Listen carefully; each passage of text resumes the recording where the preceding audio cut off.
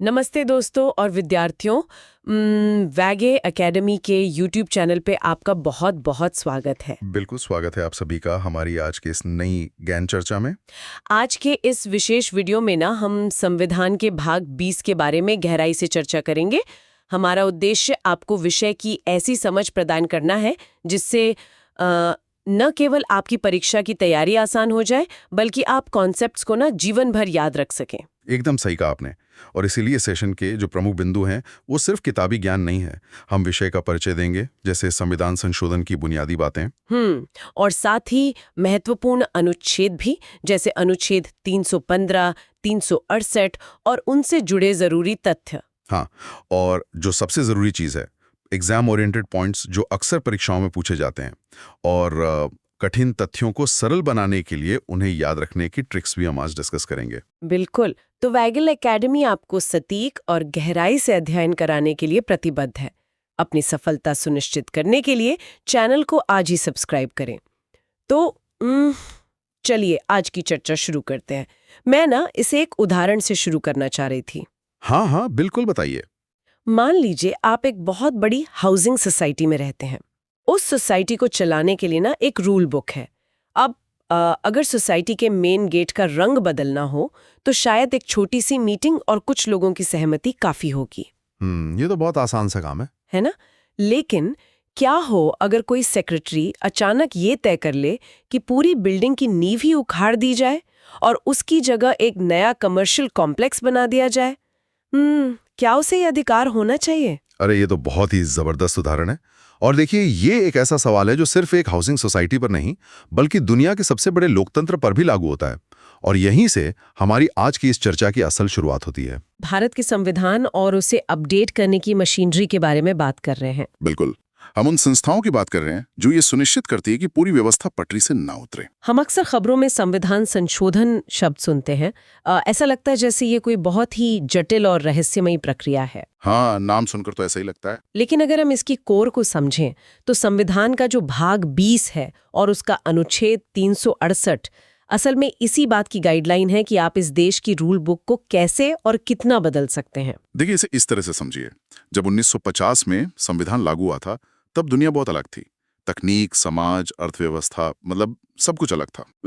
जाहिर सी बात है। संविधान निर्माताओं को पता था कि आने वाले दशकों में बदलाव की जरूरत पड़ेगी, इसलिए उन्होंने एक ऐसा मैकेनिज्म तैयार किया जो समय के साथ ढल सके, लेकिन इतना लचीला भी न हो कि कोई भी सत्ता में आकर उसे अपनी मर्जी से पूरी तरह से पलट दे, है ना? एकदम सटीक बात बोली आपने।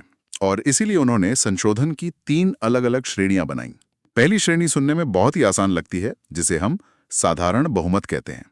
मतलब सदन में मौजूद और वोट करने वाले सदस्यों का 50% से एक ज्यादा। हाँ, बिल्कुल। लेकिन हमारे सोर्स मटेरियल में यहाँ एक बहुत ही दिलचस्प तकनीकी पेच है। जो चीजें साधारण बहुमत से बदली जाती हैं, जैसे नए राज्यों का गठन, विधान परिषद बनाना या 5वीं और 6ठी अनुसूची में बदलाव करना। तो इसमें पेच क्या है? पेच ये है कि इन सब को तकनीकी रूप से अनुच्छेद 368 के तहत संविधान संशोधन माना ही नहीं जाता है। अरे, ये तो बहुत ही अजीब बात है। अगर हम संविधान में कुछ बदल रहे हैं तो वो संशोधन क्यों नहीं है? अजीब लगता है, लेकिन इसके पीछे एक बहुत ही स्पष्ट व्यवहारिक सोच है। जो विषय मैंने अभी गिनाए वे देश के रोजमर्रा के प्रशासनिक कामकाज से जुड़े हैं। अच्छा, जैसे आपने 5वीं और 6ठी अनुसूची की बात की। हाँ, कई बार लोग इन भारी भरकम शब्दों को सुनकर घबरा जाते हैं। असल में ये अनुसूचियां देश के आदिवासी क्षेत्रों, खासकर असम, मेघालय, त्रिपुरा और मिजोरम के प्रशासन से जुड़ी हैं। तो वहाँ के स्थानीय नियम तो बदलते रहते होंगे? बिल्कुल, वहाँ की स्वायत्त परिषदों की सीमाओं में बदलाव या प्रशासन के नियम अक्सर जमीनी हकीकत के हिसाब से बदलने पड़ते हैं। तो अगर हर छोटे बदलाव के लिए पूरे देश को एक लंबी संवैधानिक प्रक्रिया में झोंक दिया जाए तो पूरा प्रशासन ही ठप पड़ जाएगा। एकदम सही पकड़ें आप। इसलिए इन बदलावों को आम कानूनों की तरह साधारण बहुमत से पास कर दिया जाता है। कुल 18 ऐसे विषय हैं जो इस तरह से बदले जा सकते हैं। और इन्हें आधिकारिक रूप से संविधान का संशोधन नहीं गिना जाता। तो फिर असली खेल कहाँ से शुरू होता है? असली खेल शुरू होता है दूसरी श्रेणी से, जिसे हम विशेष बहुमत कहते हैं। यानी कुल सदस्यों का बहुमत और उपस्थित व मतदान करने वालों का 2/3 हिस्सा। हाँ, ये तो बहुत बड़ा नंबर है। ये जानबूझकर बड़ा रखा गया है, क्योंकि देखिए, इसके दायरे में वो चीजें आती हैं जो नागरिकों और राज्य के बीच के रिश्ते को तय करती हैं, जैसे आपके मूल अधिकार यानी फंडामेंटल राइट्स और राज्य के नीति निदेशक तत्व यानी डीपीएसपी। अच्छा, मतलब अगर सरकार मेरे बोलने की आज़ादी के अधिकार में कोई बदलाव करना चाहती है तो वो महज कुछ सांसदों के दम पर ऐसा नहीं कर सकती। बिल्कुल नहीं, उसे एक व्यापक राजनीतिक सहमति जुटानी होगी।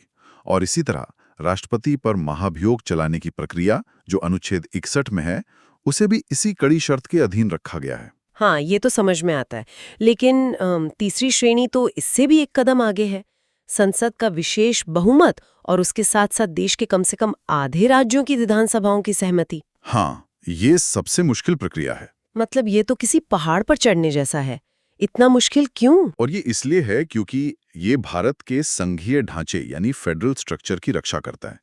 सोचिए, अगर केंद्र सरकार कल को तय करे कि वो सुप्रीम कोर्ट और हाई कोर्ट की शक्तियों को कम कर देगी या फिर राष्ट्रपति के चुनाव की पूरी प्रक्रिया ही बदल देगी। बिल्कुल, तो इसका सीधा असर राज्यों पर पड़ेगा। राज्य भी तो इस देश के स्टेक होल्डर्स है ना। इसलिए जब भी सत्ता का संतुलन बदलने की बात आती है तो केंद्र सरकार अकेले फैसला नहीं ले सकती। उसे कम से कम आधे राज्यों को अपने पक्ष में करना ही होगा।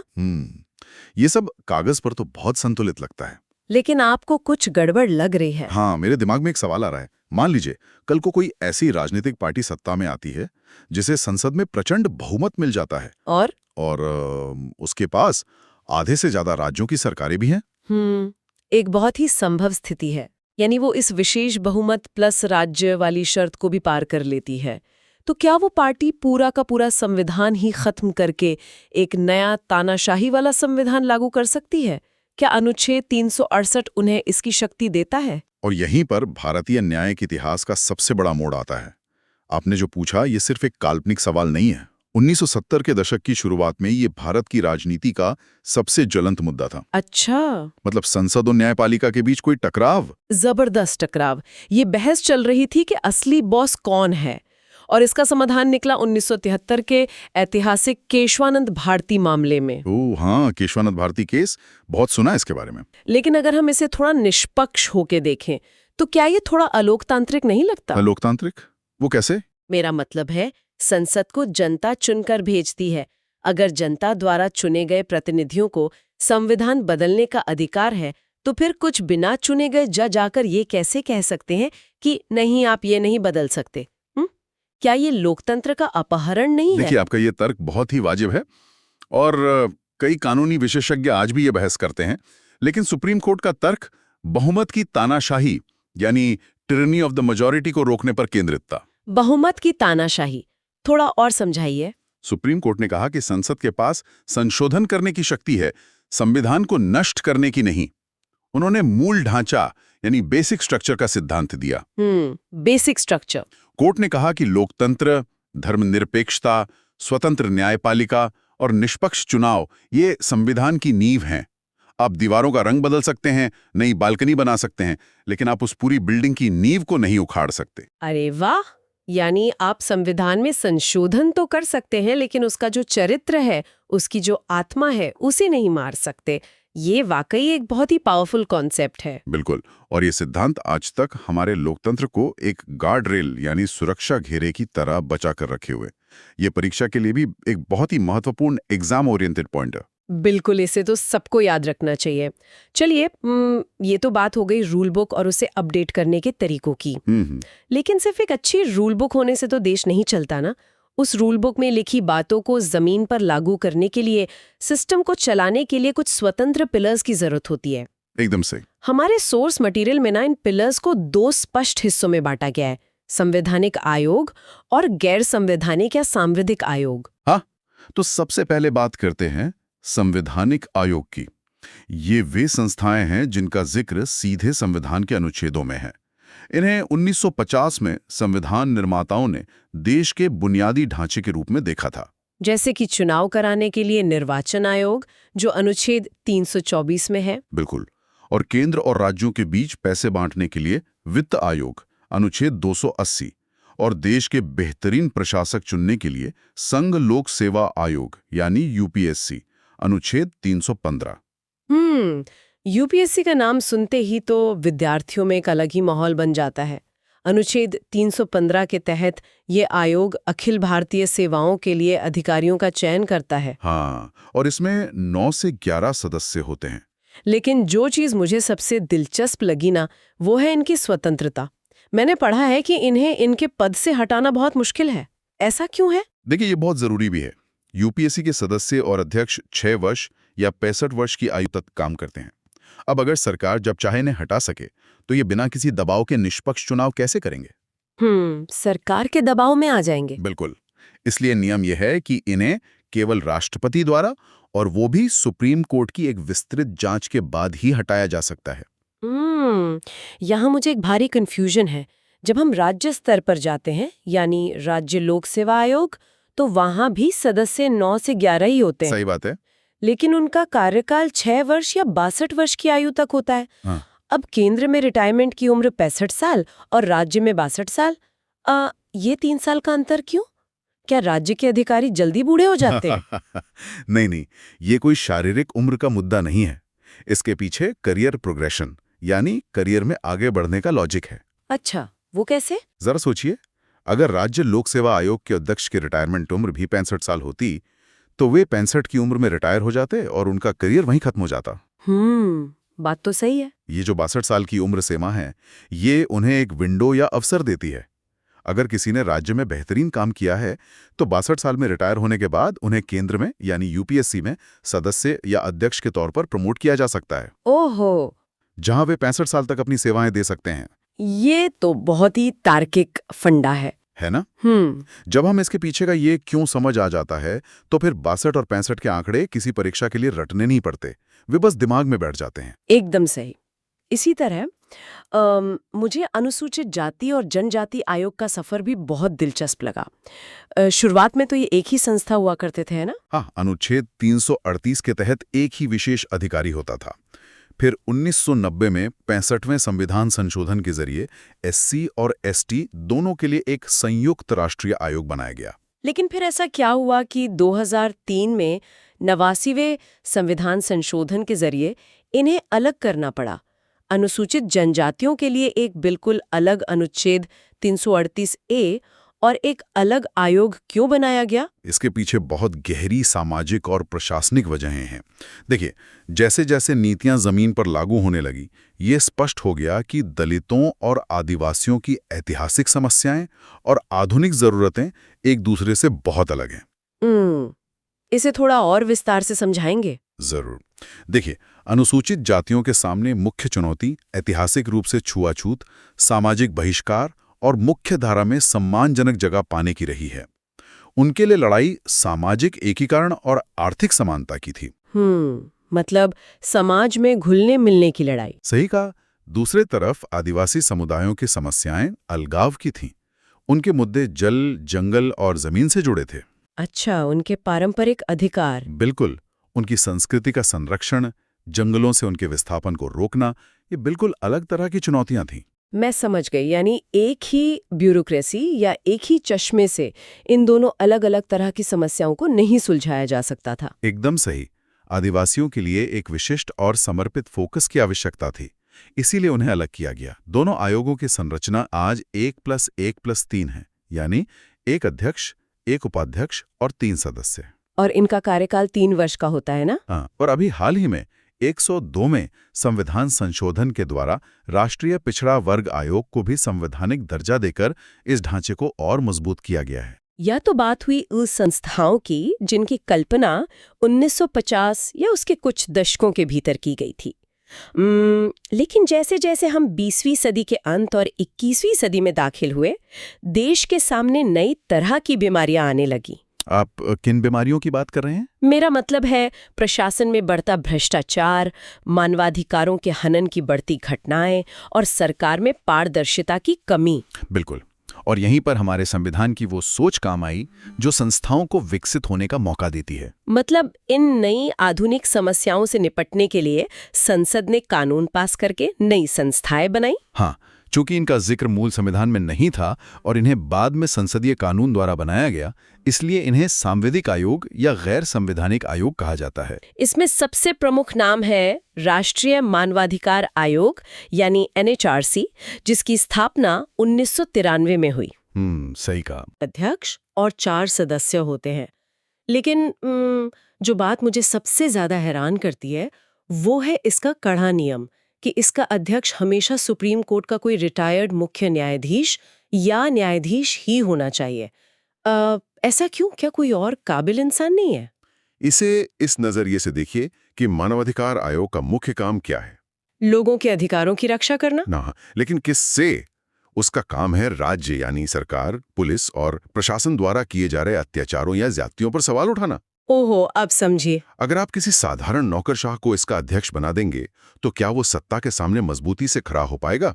एक रिटायर्ड सुप्रीम कोर्ट जज के पास जो कानूनी अधिकार, जो अनुभव और सबसे बड़ी बात जो वजन होता है, वो सरकार की आंखों में आंखें डालकर सवाल पूछने के लिए बहुत जरूरी है। वाकई ये एक बहुत ही मजबूत तर्क है। लेकिन इससे जुड़ा एक और फैक्ट है जो अक्सर विद्यार्थियों को कंफ्यूज करता है। कौन सा फैक्ट? हमने अभी देखा कि यूपीएससी और चुनाव आयोग में अधिकतम उम्र सीमा 65 साल है, लेकिन NHRC के अध्यक्ष के लिए नियम है कि कार्यकाल 3 वर्ष होगा या फिर 70 वर्ष की आयु तक। ये 70 साल का अनोखा आंकड़ा कहाँ से आया? इसके पीछे का विज्ञान बहुत ही सीधा है। अभी हमने बात की कि NHRC का अध्यक्ष कौन बन सकता है। सुप्रीम कोर्ट का रिटायर्ड जज। बिल्कुल। अब सुप्रीम कोर्ट का जज खुद 65 साल की उम्र में रिटायर होता है, तो अगर NHRC की अधिकतम उम्र सीमा भी 65 साल ही रख दी जाती तो रिटायरमेंट के बाद कोई जज इसका अध्यक्ष कैसे बन पाता? उसे काम करने का समय ही नहीं मिलता। एकदम सही। इसीलिए उन्हें अपना कार्यकाल पूरा करने की जगह देने के लिए इस विशेष आयोग में अधिकतम उम्र सीमा बढ़ाकर 70 साल की गई है। पुरानी किताबों में ये 5 साल या 70 वर्ष लिखा था, पर अब ये अपडेट होकर 3 या 70 हो गया है। अरे वाह, एक बार ये लॉजिक समझ आ जाए तो कोई इस नंबर को कभी नहीं भूलेगा। अब बात करते हैं एक और बीमारी की जिसने भारतीय प्रशासन को दशकों तक खोखला किया, भ्रष्टाचार। हाँ, ये एक बहुत बड़ी समस्या रही है। इससे निपटने के लिए 1964 में केंद्रीय सतर्कता आयोग यानी CVC का गठन किया गया, जिसे 2003 में कानूनी दर्जा मिला। सही कहा आपने कि सांथानम समिति की सिफारिश पर इसका गठन हुआ था। अगर हम 1960 के दशक को याद करें तो वो लाइसेंस राज का दौर था। जब हर चीज के लिए परमिट चाहिए होता था। बिल्कुल, सरकारी मशीनरी बहुत बड़ी हो रही थी और उसी के साथ रिश्वतखोरी और भ्रष्टाचार के अवसर भी बेतहाशा बढ़ रहे थे। व्यवस्था के भीतर ही एक ऐसे वॉचडॉग की जरूरत थी जो इन पर नजर रख सके। इस CVC में एक मुख्य सतर्कता आयुक्त और अधिकतम 2 अन्य सतर्कता आयुक्त होते हैं। लेकिन इसका कार्यकाल मुझे बहुत अजीब लगा। इनका कार्यकाल 4 वर्ष या 65 वर्ष की आयु तय किया गया है। हर जगह हम 3 साल, 5 साल या 6 साल देखते हैं। ये 4 साल का क्या गणित है? ये भी एक बहुत ही सोची समझी रणनीति का हिस्सा है। भारत में आमतौर पर लोकसभा या विधानसभा चुनाव कितने साल में होते हैं? 5 साल में। और सरकारें भी 5 साल चलती हैं। CVC का 4 साल का कार्यकाल जानबूझकर राजनीतिक चुनावी चक्र से अलग रखा गया है। अच्छा, ताकि वो किसी एक सरकार से बंधा न रहे। बिल्कुल। इसका उद्देश्य ये है कि आयोग का कार्यकाल किसी एक विशेष सरकार के कार्यकाल के साथ शुरू या खत्म न हो। ये राजनीतिक निरंतरता को तोड़ता है, जिससे आयोग की स्वतंत्रता और निष्पक्षता बनी रहती है। बेहतरीन। ये ट्रिक्स तो परीक्षा में बहुत काम आएंगी। और जब हम पारदर्शिता और भ्रष्टाचार की बात कर ही रहे हैं तो 2005 के सूचना के अधिकार यानी RTI एक्ट को कैसे भूल सकते हैं? बिल्कुल नहीं भूल सकते। इस एक्ट के तहत केंद्रीय सूचना आयोग की स्थापना हुई।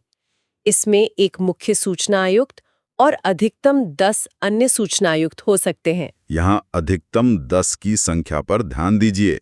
ये संख्या इतनी बड़ी इसलिए रखी गई है क्योंकि भारत जैसे विशाल देश में RTI अपीलों की संख्या लाखों में होती है। इतनी बड़ी पेंडेंसी से निपटने के लिए एक बड़े ढांचे की जरूरत है। और इसमें एक बहुत ही कड़ा नियम ये है कि ये सूचना आयुक्त पुनर्नियुक्ति के पात्र नहीं होते, यानी एक बार रिटायर हुए तो दोबारा उसी पद पर नहीं आ सकते। हाँ, और इसके पीछे भी एक जबरदस्त लॉजिक है। जरा सोचिए, अगर किसी सूचना आयुक्त को अपना कार्यकाल खत्म होने के बाद उसी पद पर दोबारा नियुक्त होने की उम्मीद या लालच हो, तो क्या वो सरकार के खिलाफ जाने वाले RTI मामलों में निष्पक्ष होकर आदेश दे पाएगा? बिल्कुल नहीं। वो तो सरकार को खुश करने की कोशिश करेगा ताकि उसे फिर से नौकरी मिल जाए। सही कहा। तो ये जो नो रीअपॉइंटमेंट का नियम है, ये उनकी इस कमजोरी को खत्म कर देता है। वे बिना किसी डर या लालच के अपना काम कर सकते हैं। वाकई ये छोटी छोटी बारीकियां ही तय करती हैं कि कोई संस्था जमीन पर कितनी प्रभावी होगी। नीति आयोग, सीबीआई और भी कई संस्थाएं जो इसी तरह प्रशासन का हिस्सा हैं। लेकिन हमारी आज की चर्चा के सोर्स मटेरियल में एक और संस्था का जिक्र है जिसने भारतीय राजनीति में भूचाल ला दिया था। आप लोकपाल की बात कर रही हैं ना? हाँ, लोकपाल, भ्रष्टाचार के खिलाफ एक ऐसी संस्था जिसकी मांग ने इस देश में कई बड़े आंदोलन खड़े किए। बहुत कम लोग जानते हैं कि भारत में लोकपाल का विचार सबसे पहले 60 के दशक में के.एम. मुंशी जी ने रखा था। और मुझे सबसे ज्यादा चौंकाने वाली बात ये लगी कि इस लोकपाल विधेयक को संसद में पारित होने से पहले 1 या 2 बार नहीं, पूरे 11 बार पेश किया गया था। दशकों तक ये बिल अलग अलग सरकारों के कार्यकाल में संसद में आता रहा और गिरता रहा। और यही वो बात है जिस पर हमें थोड़ा रुक कर सोचना चाहिए।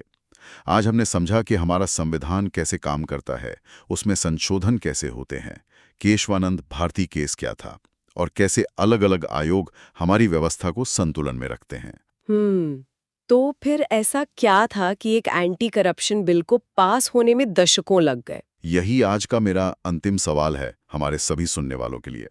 जब साधारण से लेकर विशेष बहुमत तक के प्रावधान हमारे पास थे, तो फिर एक लोकपाल बिल को पास होने में 11 कोशिशें और लगभग आधी सदी क्यों लग गई? सोचने वाली बात है। इस बिल के मसौदे में ऐसा क्या था जिससे सत्ता के गलियारों में बैठे लोग, पूरी की पूरी राजनीतिक व्यवस्था इतनी डरी हुई और असहज थी? इसे पास करना इतना मुश्किल क्यों था?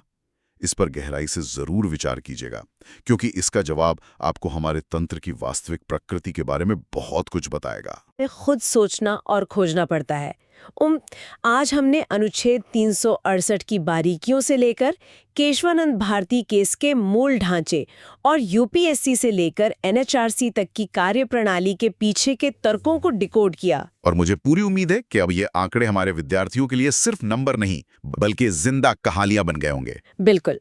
आज की इस गहन चर्चा में बस इतना ही। वागली एकेडमी के साथ जुड़े रहें, सुनते रहिए, सवाल पूछते रहिए और अपनी जिज्ञासा को हमेशा जिंदा रखिए। शुक्रिया।